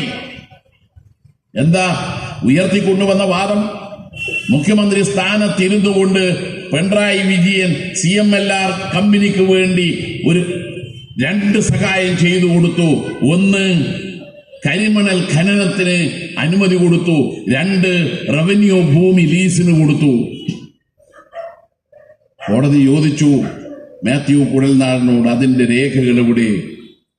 5 തവണ രേഖകൾ ഹാജരാക്കാൻ വേണ്ടി മാത്യു കുഴൽനാടന് വേണ്ടി കേസ് മാറ്റി വെച്ചു. രേഖകളില്ല. അവസാനം കോടതി പറഞ്ഞു, വസ്തുതയുടെ പിൻബലമില്ലാതെ ഇങ്ങനെയുള്ള ആരോപണം ഉന്നയിക്കാൻ പാടുണ്ടോ ഒരു MLA? അപ്പോ ജോലി ചെയ്തതിന് വേതനം പറ്റിയത് മനോരമക്ക് മാസപ്പടി. മുഖ്യമന്ത്രി പിണറായി വിജയനും കുടുംബവുമായാൽ എന്തും പറയാം.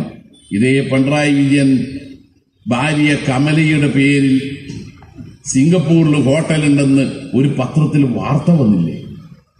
കാരണം എന്താ? ഹോട്ടലിന്റെ പേര് കമല ഇന്റർനാഷണൽ എന്നാണ്.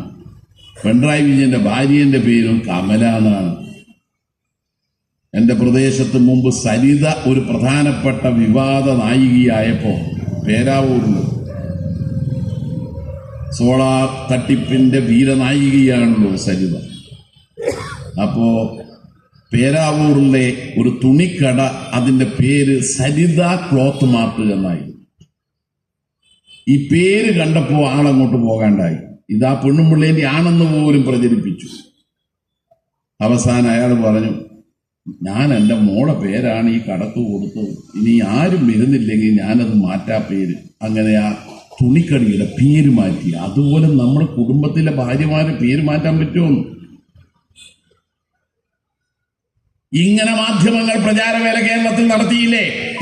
അത് ഏറ്റുപിടിച്ചില്ലേ വലതുപക്ഷം? ഈ കേരളത്തിൽ ഇടതുപക്ഷ ഗവൺമെന്റ് ചെയ്തതുപോലെയുള്ള നല്ല കാര്യം ഈ നാട്ടിൽ മറ്റേത് ഗവൺമെന്റ് ചെയ്തിട്ടുണ്ട്? ഇന്ത്യയിൽ എവിടെയെങ്കിലും? 62 ലക്ഷം പേർക്കാണ് 1600 രൂപ വീതം പെൻഷൻ 900 കോടി റുപ്യ മാസം തോറും കൊടുക്കാൻ ചെലവഴിച്ചുകൊണ്ട് ഒരു സമഗ്രമായ സാമൂഹ്യ സുരക്ഷാ പെൻഷൻ പദ്ധതി കേരളത്തിൽ. അതിനിയും വർദ്ധിപ്പിക്കണമെന്നുള്ള ആവശ്യം ഉയർന്നു വന്നിട്ടുണ്ട്. LDF മാനിഫെസ്റ്റോയിൽ അത് പറഞ്ഞിട്ടുമുണ്ട്. ഒരവസരം കിട്ടുമ്പോൾ, സാമ്പത്തികമായ നില മെച്ചപ്പെടുമ്പോൾ കൊടുക്കാൻ ആഗ്രഹിക്കുകയും ചെയ്യുകയാണ്. ഇന്ത്യയിൽ കോൺഗ്രസോ BJPയോ ഭരിക്കുന്ന ഏതെങ്കിലും സംസ്ഥാനത്ത് 1600 രൂപ വീതം പെൻഷൻ പ്രതിമാസം കൊടുക്കുന്ന ഒരു സംസ്ഥാനത്തിന്റെ പേര് കോൺഗ്രസുകാർ പറയട്ടെ.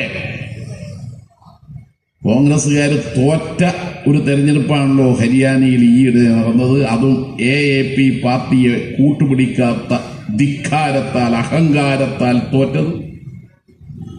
BJP വിരുദ്ധ വോട്ടുകളെല്ലാം ഒന്നിച്ച് സമാഹരിക്കാൻ കഴിഞ്ഞിരുന്നുവെങ്കിൽ ഹരിയാനയിൽ BJP ജയിക്കില്ല. കോൺഗ്രസുകാർ AAPയെ കൂടെ കൂട്ടിയില്ല. 2-2.5% വോട്ടാണ് ആം ആദ്മി പാർട്ടിക്ക്. കോൺഗ്രസും BJPയും തമ്മിലുള്ള വോട്ടിന്റെ വ്യത്യാസം 3/4% മാത്രം. ഹരിയാന BJP തോറ്റേനെ. കോൺഗ്രസിന്റെ അഹങ്കാരമില്ലായിരുന്നുവെങ്കിൽ ആ കോൺഗ്രസുകാരോട് ഞങ്ങൾ ചോദിക്കട്ടെ, നിങ്ങൾ ആ ഹരിയാനയിൽ നിയമസഭാ തെരഞ്ഞെടുപ്പിൽ മാനിഫെസ്റ്റോവിൽ പറഞ്ഞത് ഞങ്ങൾ അധികാരത്തിൽ വന്നാൽ പെൻഷൻ 600 കൊടുക്കുന്ന 600 രൂപ പിണറായി വിജയൻ 1600 റുപ്യ കൊടുക്കുകയാണ് കോൺഗ്രസുകാരെ. അതുകൊണ്ട് കോൺഗ്രസ് ഭരിക്കുന്ന സംസ്ഥാനത്ത് പോലും ഈ ക്ഷേമ പദ്ധതി ഇല്ല.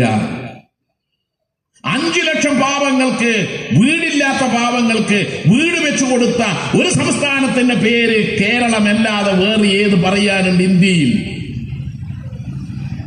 ലൈഫ് എന്ന് പറഞ്ഞാൽ ലൈഫ് മിഷന്റെ ലൈഫാണ്. അത് വീട് നിർമ്മിച്ചു കൊടുക്കുന്ന ലൈഫാണ്. പല സംസ്ഥാനങ്ങളിലും വീട് നിർമ്മിക്കാൻ വേണ്ടി കൊടുക്കുന്ന സഹായം എത്രയാണെന്നറിയോ?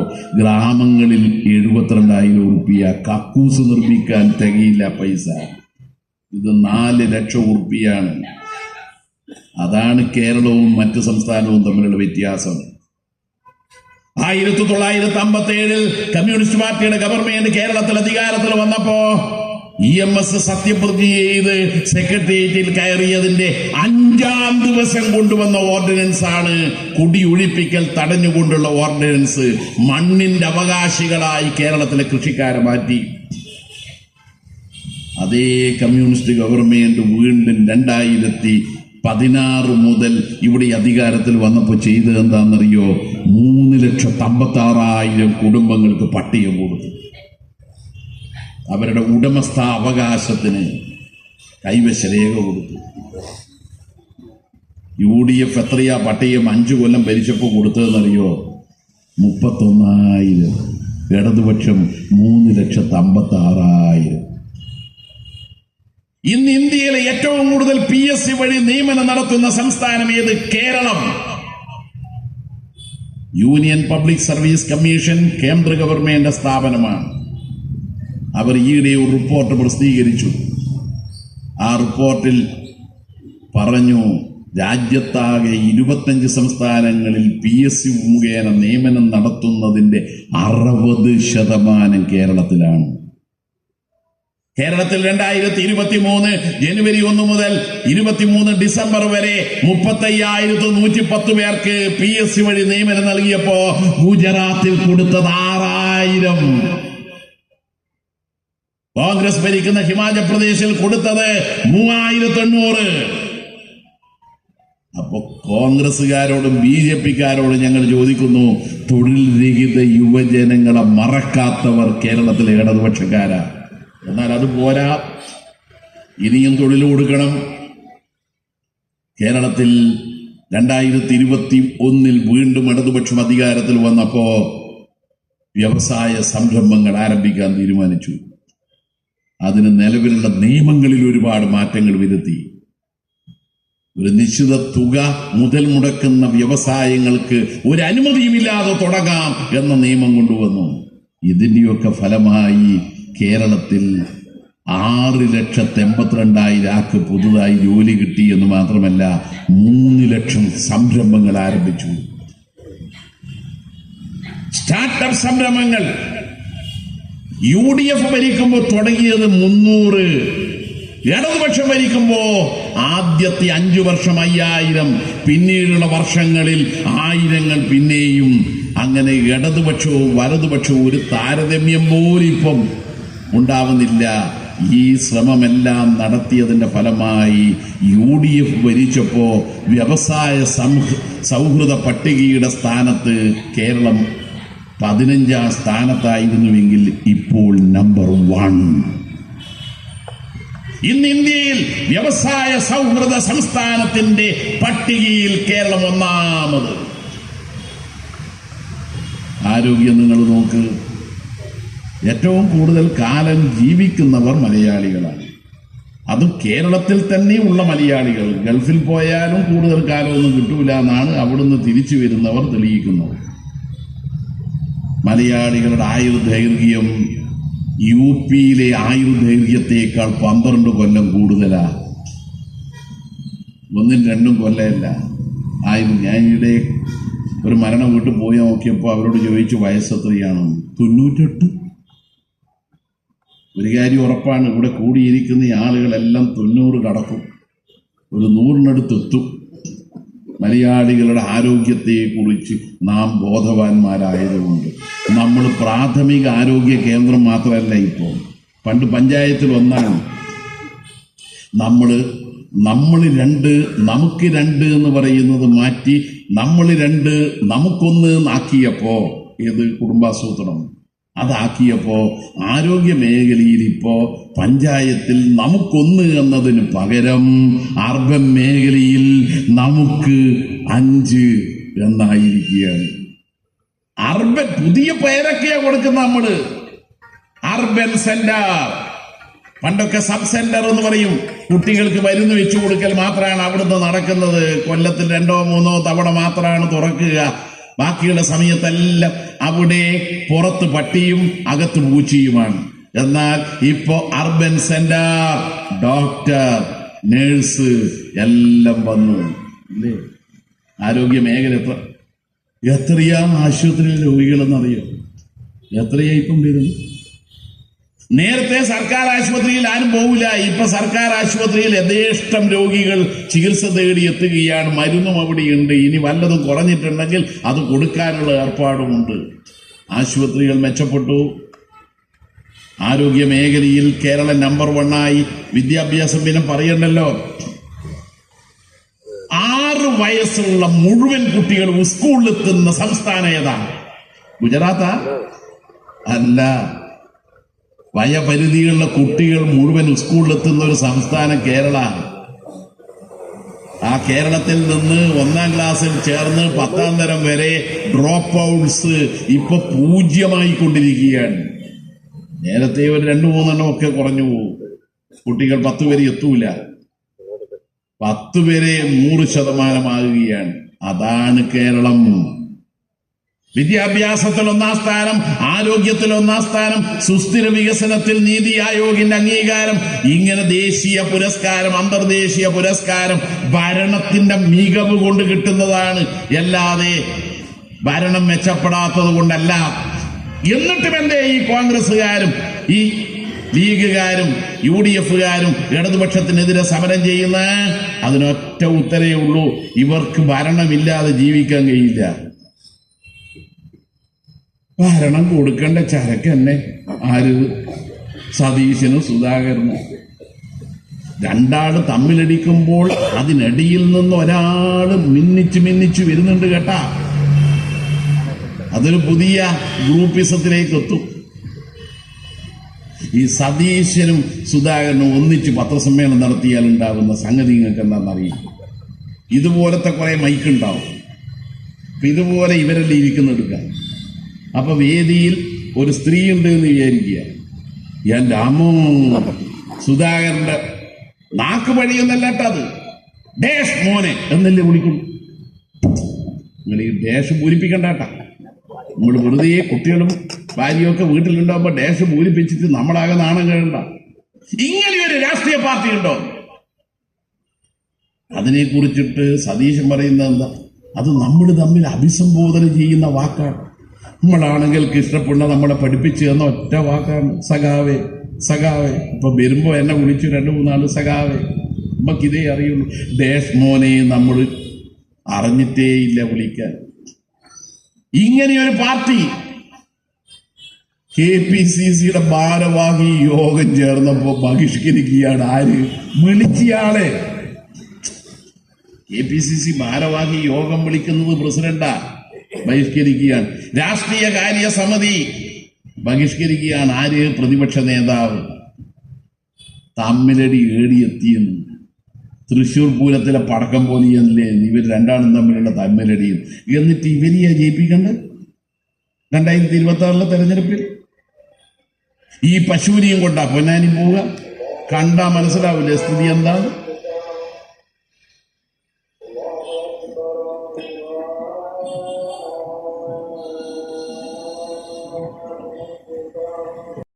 നിങ്ങൾ ആ പാർട്ടിയിൽ രാഷ്ട്രീയ ചർച്ച നടക്കുന്നു. ഈ രാജ്യം നേരിടുന്ന പ്രശ്നങ്ങൾ, നമ്മുടെ സമൂഹം നേരിടുന്ന പ്രശ്നങ്ങൾ വല്ലതും ചർച്ച നടക്കുന്നു. ഒരു രാഷ്ട്രീയ പാർട്ടി എന്ന് പറഞ്ഞാൽ ജനങ്ങൾക്ക് വേണ്ടി എന്താ ചെയ്യേണ്ടത്?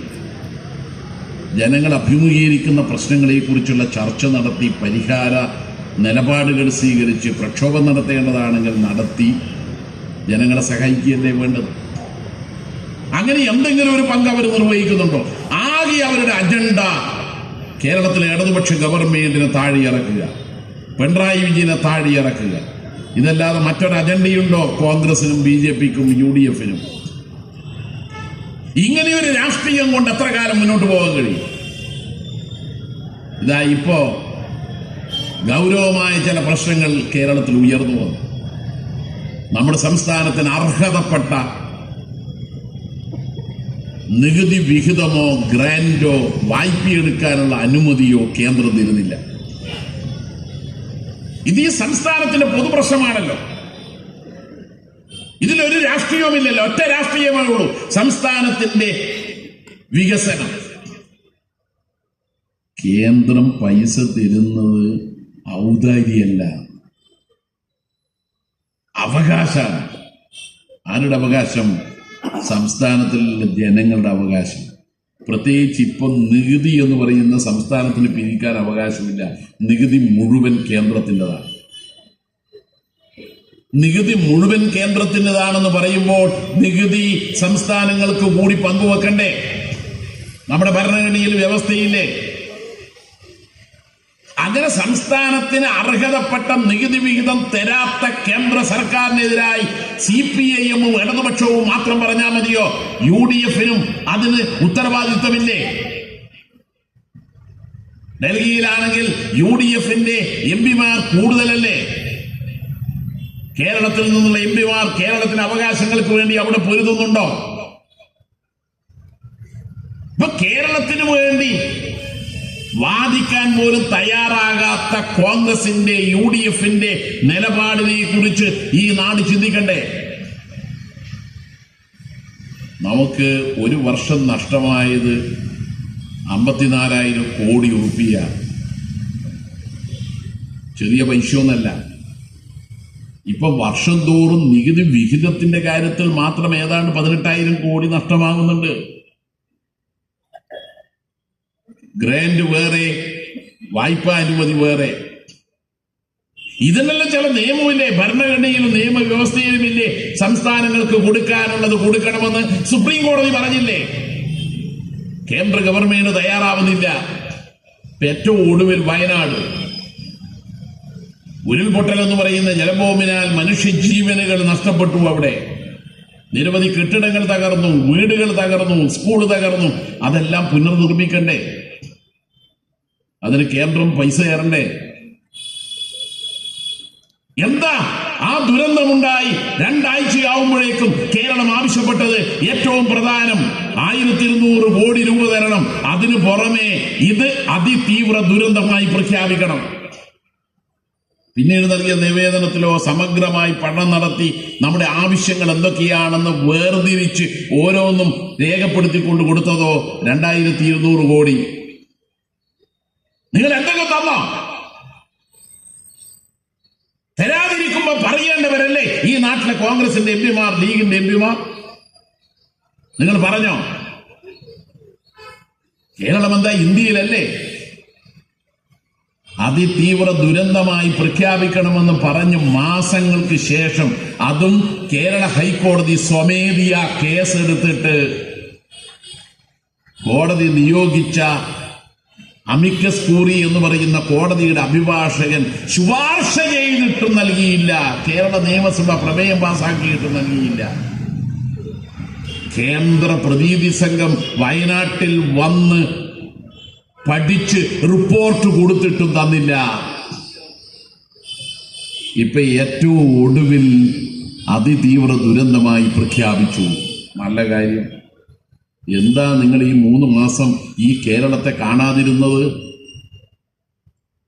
അതിതീവ്ര ദുരന്തമായി പ്രഖ്യാപിച്ചാൽ 3 കാര്യം നടപ്പാക്കണം.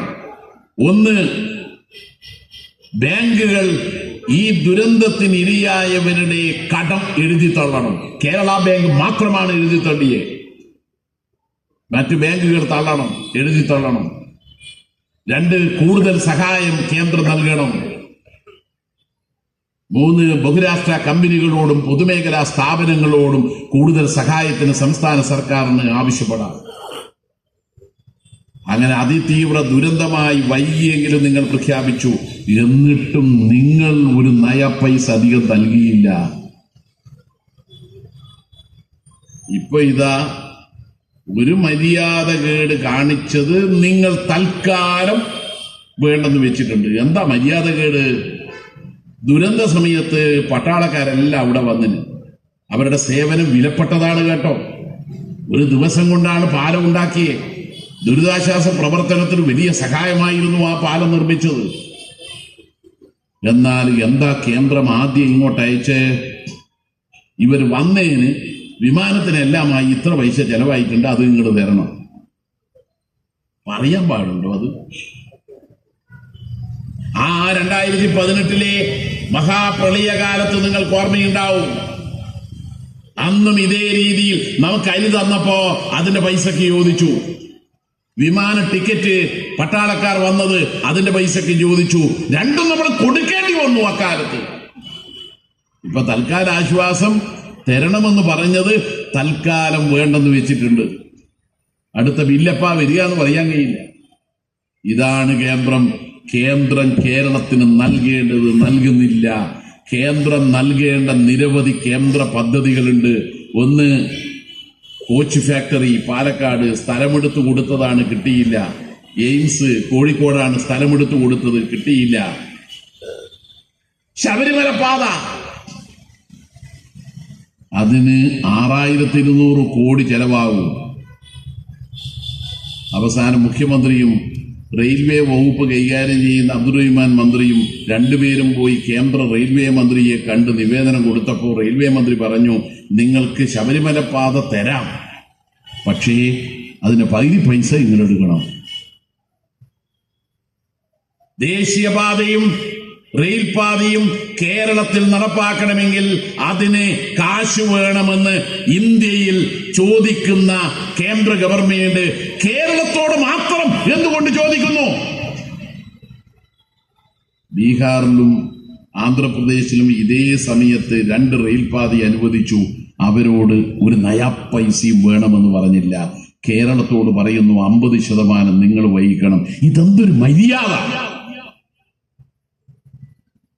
അപ്പൊ കേരളത്തിന് അർഹതപ്പെട്ടത് തരുന്നില്ലെന്ന് മാത്രമല്ല, കേരളത്തോട് കേന്ദ്ര പദ്ധതി നടപ്പാക്കാൻ വേണ്ടി പണത്തിന് ആവശ്യപ്പെടുന്ന അത്യന്തം തെറ്റായ നടപടി കൂടി കേന്ദ്രം സ്വീകരിക്കുകയാണ്. ഇനി ഇതിന് പുറമെയാണ് ആ ഗവർണറെ കൊണ്ട് എടുപ്പിച്ച പണി കേട്ടാ. അയാൾ പോയയാളെ പറ്റി പറയാൻ പാടില്ല, എന്നാലും പോയ സ്ഥലത്ത് വേണ്ടാത്തതിനെ കണ്ടിട്ട് അയാൾ ഈടുന്ന് അങ്ങോട്ട് പോയത് കോഴിക്കോട് വന്നിട്ട് അലുവ തിന്നാണ്. ഈ പോക്കണം കെട്ട ഗവർണറോട് അഥവാ അലുവ വേണമെന്ന് പറഞ്ഞാൽ നമ്മൾ ഇഷ്ടം പോലെയാണ് കൊണ്ടുതരൂലേ. ഇവിടെ വന്നിട്ട് മിഠായി തെരുവില് ഒരു പൊറോട്ട് നാടകം കാണിക്കേണ്ട വല്ല കാര്യവും? എഞ്ചാതി ഗവർണർ, ഇങ്ങനെയുണ്ട് ഒരു ഗവർണർ എങ്ങനെ പ്രവർത്തിക്കണമെന്നാണ് നമ്മുടെ ഭരണഘടനാ കിതാബ് പറയുന്നത്. അതിനൊരു വ്യവസ്ഥയില്ലേ. ഗവർണർ തെരഞ്ഞെടുക്കപ്പെട്ടയാളല്ല, അതുകൊണ്ട് ഭരണഘടനയിൽ എഴുതി വെച്ചത് ഗവർണർ തെരഞ്ഞെടുക്കപ്പെട്ട സർക്കാരിന്റെ ഉപദേശം അനുസരിച്ച് പ്രവർത്തിക്കണം. As per the advice of council of ministers. തെരഞ്ഞെടുക്കപ്പെട്ട സർക്കാരിന്റെ ഉപദേശമനുസരിച്ച്. ഇനിയിപ്പോ 17-ാം തീയതി പുതിയ ഗവർണർ നിയമസഭയിൽ പ്രസംഗിക്കണം. ഏത് വർഷവും ആദ്യം നിയമസഭാ സമ്മേളനം അഡ്രസ് ചെയ്യേണ്ടത് ആദ്യ ദിനം ഗവർണറാണ്. അപ്പൊ ജനുവരിയിൽ തുടങ്ങുകയാണ്, 17-നാണ്. തുടങ്ങുമ്പോൾ ആദ്യത്തെ പ്രസംഗം ഗവർണർ നടത്തണം. ആ പ്രസംഗം ആരാ എഴുതി കൊടുക്കുന്നതെന്നറിയാം? ഗവർണർക്ക് സ്വന്തമായിട്ട് എഴുതിക്കൂടാ. പിന്നെയോ അത് മന്ത്രിസഭ തയ്യാറാക്കി കൊടുക്കണം. മന്ത്രിസഭ തയ്യാറാക്കി കൊടുക്കുന്ന പ്രസംഗം അദ്ദേഹം നിയമസഭാ സമ്മേളനത്തിൽ വായിക്കണം. എന്തെങ്കിലും പ്രസംഗത്തിൽ ഒരു പുള്ളി മാറ്റണമെങ്കിൽ തിരിച്ചിങ്ങോട്ട് കൊടുക്കണം മന്ത്രിസഭക്ക്. മന്ത്രിസഭ വീണ്ടും യോഗം ചേർന്ന് മിസ്റ്റർ ആരിഫ് മുഹമ്മദ് ഖാൻ നിങ്ങൾ ഇത് തന്നെ പ്രസംഗിക്കണം എന്ന് പറഞ്ഞാൽ അത് തന്നെ പ്രസംഗിക്കണം. അങ്ങനെയാണ് കഴിഞ്ഞ തവണ 2024 ജനുവരിയിലെ നിയമസഭാ സമ്മേളനത്തിൽ ഇദ്ദേഹം പ്രസംഗിക്കാൻ വേണ്ടി കൊടുത്തയച്ച കത്തിൽ കുറച്ച് കേന്ദ്രത്തെ പറ്റി പറയുന്നുണ്ടായി. ഈ മനുഷ്യനാണെങ്കിൽ ആ മോഹൻ ഭാഗവത്തിന്റെ അളിയനാണ്. അപ്പൊ അവരുടെ ഇരിപ്പ് വശം വല്ലാത്ത ഇരിപ്പ് വശമാണ്. അതുകൊണ്ട് ഇത് വായിക്കാൻ തോന്നുന്നില്ല. അതുകൊണ്ട് തിരിച്ചിങ്ങോട്ട് അയച്ചു. മന്ത്രിസഭ പറഞ്ഞു ഇത് തന്നെ വായിക്കണം. അവസാനം പുള്ളിക്കാരൻ ചെയ്തതെന്നറിയാം. ബ്രദേഴ്സ് ആൻഡ് സിസ്റ്റേഴ്സ് നിർത്തിക്കണം. പിന്നെ ഒന്നും വായിച്ചിട്ടില്ല. നമ്മളെ ഈ ഗവർണർമാരുടെ പ്രസംഗം പാതി വായിച്ചാലും പുസ്തകം നോക്കിയാലും പ്രസംഗം മുഴുവൻ വായിച്ച പോലെ കണക്കാക്കണം. നേരത്തെ ഒരു സ്പീക്കറുടെ റൂളിംഗ് ഉണ്ട്. അതുകൊണ്ട് ഇദ്ദേഹം പ്രസംഗിച്ചത് മുഴുവൻ അവിടെ റെക്കോർഡാക്കിയിട്ട്, മുഴുവൻ കാര്യവും പ്രസംഗിച്ചതായി റെക്കോർഡാക്കിയിട്ട് പ്രസംഗം മുഴുവൻ അംഗങ്ങൾക്ക് കൊടുത്തു. എന്തിനാ ഈ വിഡ്ഢിവേഷം? ഇനി അതുപോലെ ഒരാളാകരുത് ഈ പുതിയ ഗവർണർ. അതേ സ്പീക്കറായിരുന്നു നേരത്തെ. ഈ സ്പീക്കറായാലുള്ള ഒരു ഗുണം എന്താ പറഞ്ഞു കഴിഞ്ഞാൽ നിയമസഭേന്റെയും മന്ത്രിസഭേന്റെയും ഒക്കെ അധികാരത്തെക്കുറിച്ച് നല്ല പരിജ്ഞാനം ഉണ്ടാവും. ഭരണഘടന പ്രകാരം, അല്ലാതെ പുതിയ അവകാശമൊന്നും ഉണ്ടാക്കണ്ട. ഭരണഘടന പ്രകാരം മറ്റൊന്നുമല്ല. ഗവർണർ തെരഞ്ഞെടുക്കപ്പെട്ടയാളല്ല, അയാൾ ഒരു ഉദ്യോഗസ്ഥനാണ്. അയാളെ കേന്ദ്ര ഗവൺമെന്റ് നിയമിക്കുന്നയാളാണ്. മുഖ്യമന്ത്രി തെരഞ്ഞെടുക്കപ്പെട്ടയാളാണ്. മന്ത്രിമാർ തെരഞ്ഞെടുക്കപ്പെട്ടയാളാണ്. MLA-മാർ തെരഞ്ഞെടുക്കപ്പെട്ടയാളാണ്. തെരഞ്ഞെടുക്കപ്പെട്ട ഒരാളുടെ അവകാശം ജനാധിപത്യത്തിൽ തെരഞ്ഞെടുക്കപ്പെടാത്ത ഒരാൾക്ക് ഉണ്ടാവില്ല. ഇതാണ് അതിന്റെ അടിസ്ഥാന തത്വം. ഗവർണർ തെരഞ്ഞെടുക്കപ്പെടാത്തത് കൊണ്ട് തന്നെ അദ്ദേഹത്തിന്റെ അവകാശം ഭരണഘടന പ്രകാരം പരിമിതമാണ്. അത് മനസ്സിലാക്കാൻ കഴിയണ്ടേ? ഇപ്പോഴാണെങ്കിൽ UGC പുതിയൊരു ചട്ടം ഇറക്കിയിട്ടുണ്ട്. ആരിഫ് മുഹമ്മദ് ഖാനെ പോലുള്ളവർക്ക് എന്തും ചെയ്യാനുള്ള ലൈസൻസ് ആ പുതിയ ചട്ടം. ആ പുതിയ ചട്ടത്തിൽ UGC പറയുന്നു, ഇനി VC-മാരെ നിയമിക്കാൻ സമ്പൂർണ്ണ അധികാരം സർവകലാശാലകളുടെ ചാൻസലർ പദവിയിൽ ഇരിക്കുന്ന ഗവർണർക്കാണ്. അതൊന്നും അനുവദിക്കാൻ കഴിയില്ല കേട്ടോ. ഇത് ആരിഫ് മുഹമ്മദ് ഖാന്റെ ചെയ്തികൾക്ക് കൂട്ടുപിടിക്കുന്ന UGC-യുടെ പുതിയ തട്ടിപ്പാണ്. വിദ്യാഭ്യാസത്തെ കാവ്യവൽക്കരിക്കാനാണ് അവരുടെ ലക്ഷ്യം. വിദ്യാഭ്യാസത്തെ കേന്ദ്ര സർക്കാർ അങ്ങോട്ട് ഹൈജാക്ക് ചെയ്യുകയാണ്. അത് അനുവദിക്കാൻ പറ്റൂല. രാജസ്ഥാനിലല്ലേ ഈയിടെ ഒരു ചോദ്യം വന്നത്? സ്കൂൾ കുട്ടികൾക്കുള്ള ചോദ്യം എന്താണെന്നറിയോ?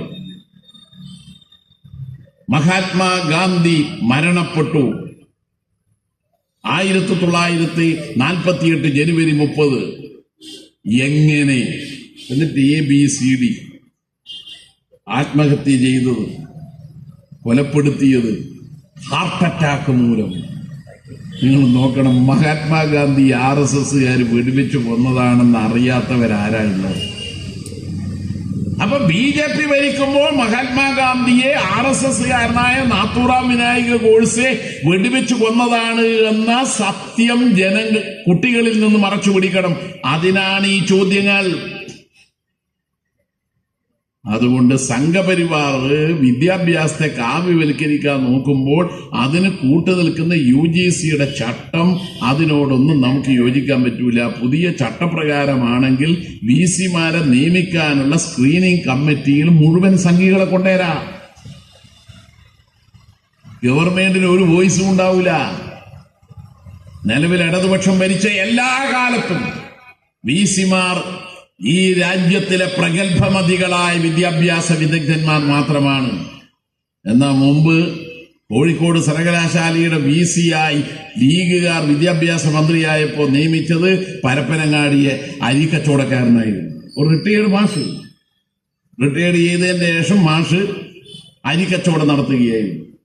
അഞ്ചാതി VCമാരെ നിയമിക്കുന്ന ഏർപ്പാടൊന്നും ഇടതുപക്ഷത്തിനില്ല. ഇടതുപക്ഷത്തിന്റെ നിലപാട് സുവ്യക്തമാണ്. വിദ്യാഭ്യാസ മേഖലയിൽ സമഗ്ര സംഭാവന നൽകുന്നവരെ മാത്രമേ നിയമിക്കാറുള്ളൂ.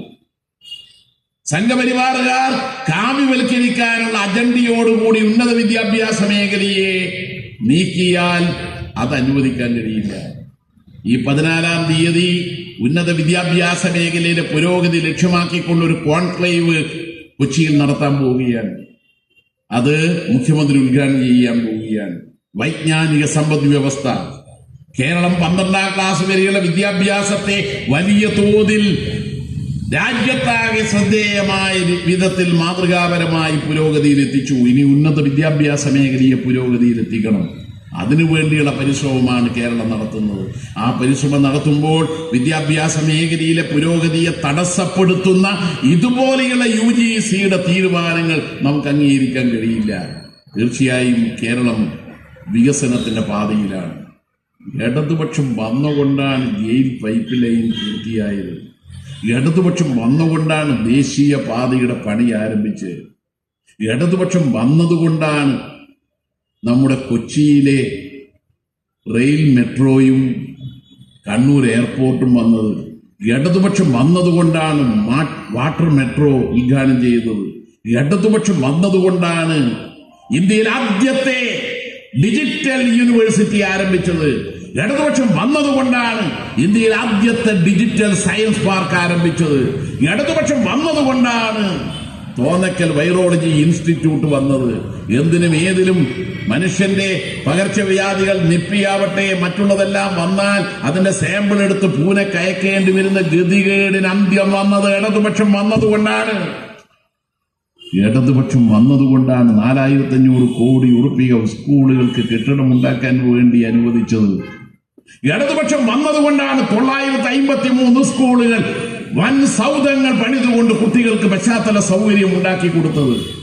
ഇടതുപക്ഷം വന്നതുകൊണ്ടാണ് ഇന്നത്തെ കാലത്തെ AI ആർട്ടിഫിഷ്യൽ ഇന്റലിജൻസിനെ പരിചയപ്പെടുത്തുന്നത് പാഠപുസ്തകത്തിൽ ചേർത്തത്. ഇടതുപക്ഷം വന്നതുകൊണ്ട് മാത്രമാണ് ഈ കേരളം സർവോതോമുഖമായ പുരോഗതിയിലേക്ക് മുന്നോട്ട് പോകുന്നത്. ഇത് നമ്മൾ തിരിച്ചറിയണം. ഇത് നമ്മൾ ജനങ്ങളോട് പറയണം. ഞാൻ ഒരിടത്ത് ഇടതുപക്ഷ ഗവൺമെന്റ് വന്നപ്പോൾ ഗ്രഫീൻ ഇന്നോവേഷൻ സെന്റർ ആരംഭിച്ചു എന്ന് പറഞ്ഞപ്പോൾ എന്താ അത് ചോദിക്കുക. ഡിജിറ്റൽ സയൻസ് പാർക്ക് എന്താണത് ചോദിക്കുക.